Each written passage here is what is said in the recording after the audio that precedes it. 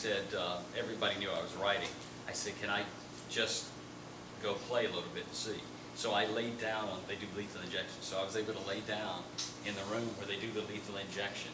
And I was able to check and see what kind of a view you would have on the risers outside. And, you know, and I've got all the information. It's like I've got a copy of the log of the guys. The last week of Live, you're in something called a watch sale. And they watch everything you do and they write it down. And so I've got a copy of their log of that. Everything he ate, everything he did, how he paced, what he watched on TV. But tons and tons of things that you see inevitably be used there.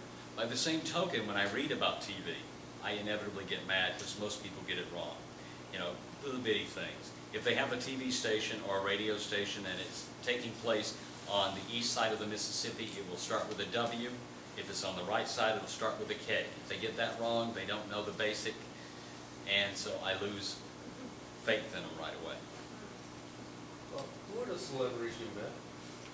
Oh, I've met a number of politicians. I've met, gosh, who have I met? Oh, one of the nicest guys I ever met in my life was Ray Charles, and he taught me something.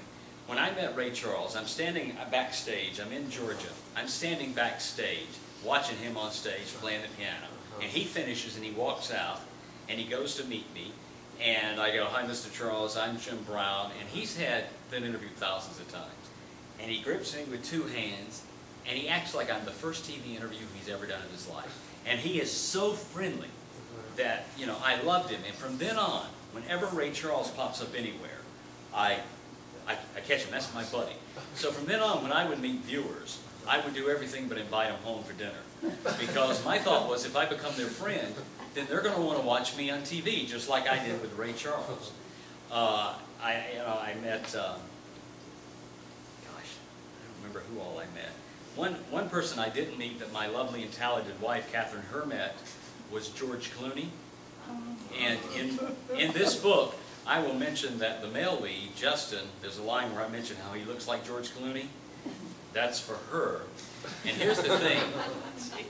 She met him at a nightclub with her sister. They had friends in the band or something, so they had a reserved table. And they said, "Look, this table is reserved for somebody else, and if they show up, we're going to have to move you."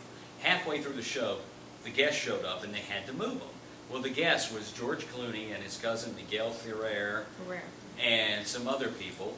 And Catherine's going, "Well, I'm going to meet him," because she says that as handsome as he is on TV, that he is even more handsome in person. And so, you know, she went, she met him, and she shook hands with him and said he was just gorgeous. When she came back to the station and she told everybody, this is the truth. Everybody she told, every girl she told, said, "Congratulations!" You know, us guys would go, "Oh yeah." Every single woman said, "Congratulations!" Like she had just won the Peace Prize. You know, she met George Clooney. But you know, like I said, I interviewed a lot of the presidents. So did you interview Clinton? Yes, you did. Yeah, well, I almost had a one-on-one with Clinton. I went to Clinton. I almost got shot by the Secret Service because of Bill Clinton. He was speaking up in Portland, and I'm watching how everything's written. It was Clinton, it was Hillary, it was Tipper, and it was Al Gore. They were all four there. And I'm watching, and I know Bill Clinton loves to shake hands and do the rope lines.